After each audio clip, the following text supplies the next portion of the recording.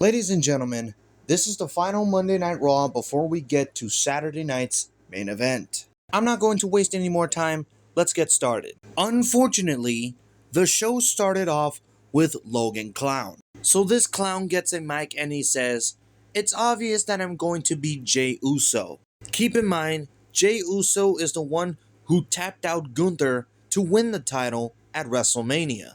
And those statements by the clown himself, he referenced them as facts. Well, I got a fact for you, Logan Clown. You are not winning the World Heavyweight Championship at Saturday night's main event. So continuing with this segment, as Logan Clown was battling with the crowd with a yeet, no yeet competition. So then after that yeet competition, Gunther comes out. And this guy, he actually gets a big pop. And of course, the crowd chants at him, "You tapped out." So Gunther's now on the mic and he says, "There are things I can learn from you, Logan Paul. Marketing, your understanding of social media." And I would say that Logan Paul, as World Heavyweight Champion, would be great for business.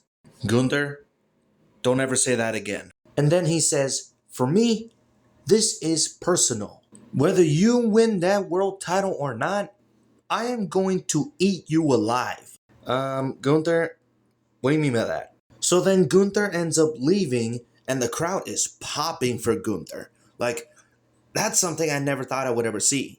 So then Logan Clown was talking all that crap as Gunther was leaving, and then Jey Uso comes from behind and delivers a super kick and gives the clown what he deserves. So then we move on to later on in the show. As Jey Uso is walking by backstage, Paul Heyman is seen drinking a coffee, and they have a little conversation. So then Paul tells Jey Uso, "Well, that was interesting. You know, Logan Paul wants to talk about facts. How about I give you some facts? Everybody says that I betrayed Roman Reigns. Everybody says that I betrayed CM Punk. So I want to tell you this straight to your face. I can't be accused of betraying the world champion. Tonight, you are going to fight Braun Breaker. The fact is, the title's not on the line. Another fact is, I did negotiate this match. The fact, Braun Breaker is not looking for your title. Braun Breaker is looking to slow down your momentum, whether it's you, Logan Paul, or Gunther. The long-term plan for the World Heavyweight Championship is Seth freaking Rollins." Hey, wait a minute. Didn't WWE stop doing these nicknames or whatever it is? You know, how they stopped doing Big Bronson Reed, Dirty Dominic Mysterio, then Seth freaking Rollins. Why are we still calling him Seth freaking Rollins?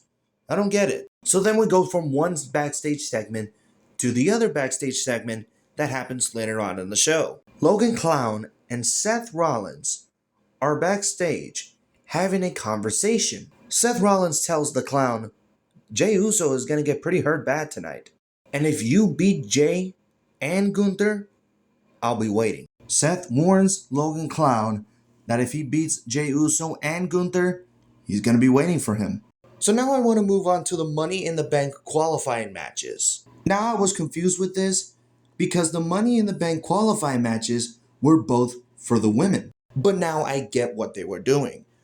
We're going to do 2 for the women on one week and then 2 for the men the next week. And then the final week, leading into Money in the Bank, it's going to be 1 for the men and 1 for the women. And I thought they were going to do like one-on-one matches. No, they're actually continuing on what SmackDown is doing, and that is some triple threat matches. So the first Money in the Bank qualifying triple threat match was Roxanne Perez versus Becky Lynch versus Natalya. Now obviously, knowing me, I like to go towards the end of the match. Becky Lynch is looking to qualify for the Money in the Bank ladder match. She connects the manhandle slam on Natalya, and as she was about to pin her, Lyra Valkyria pulls Becky Lynch out of the ring to start brawling. And remember, there's no disqualifications in a triple threat match. So Becky Lynch fights off Lyra Valkyria and gets back in the ring. Natalya takes down Becky Lynch and was about to go for a sharpshooter until Lyra Valkyria pulled Becky Lynch out of the ring again. And as they were brawling outside of the ring, Roxanne Perez connects the Pop Rocks on Natalya.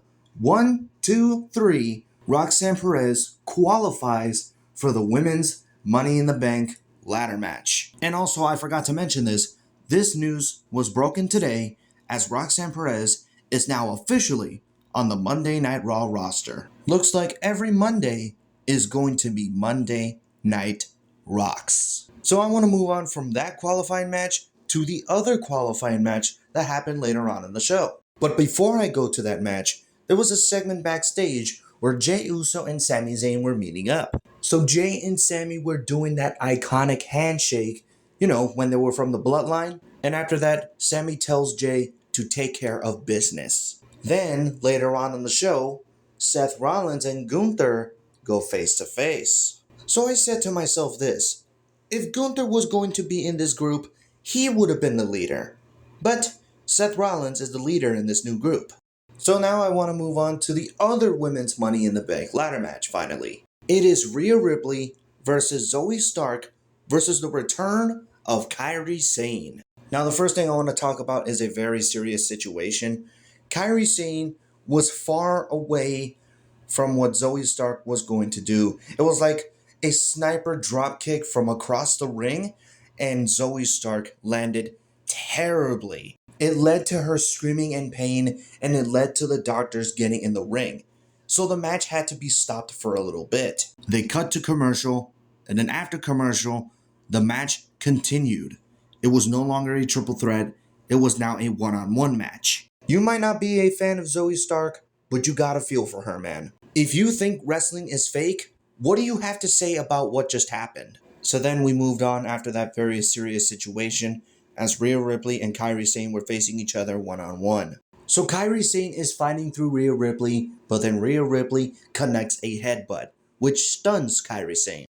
Rhea Ripley grabs Kairi Sane, picks her up, and connects the Riptide. 1, 2, 3. Rhea Ripley is now officially qualified into the women's Money in the Bank ladder match. And also, I've been seeing online recently, what's with the hate with Rhea Ripley? I don't get it. Is it because she's super over with the crowd? Is it because she gets big pops? Is it because she gets another opportunity and potentially becoming another world champion? What is it? Anyways, guys, moving on from this, WWE did announce that more Money in the Bank qualifying matches are happening next week, but they did not announce the participants. Now, who do you think from Raw will be in the men's Money in the Bank ladder match? Let me know in the comments below. So now let's move on to the main event. It is Jey Uso versus Bron Breakker. Now remember, this is not for the World Heavyweight Championship. So, going into the end of the match here, Bron Breakker grabs a steel chair, and Paul Heyman is distracting the referee. Jey Uso hits Bron Breakker with the chair with a super kick. He kicks the chair out of the ring to get rid of the evidence. Bron Breakker is outside of the ring. Jey Uso was about to do a suicide dive. As he was hitting the ropes, Paul Heyman grabs Jey Uso's foot, and now we can say that Paul Heyman betrays Jey Uso. So now Jey Uso is following Paul Heyman outside of the ring.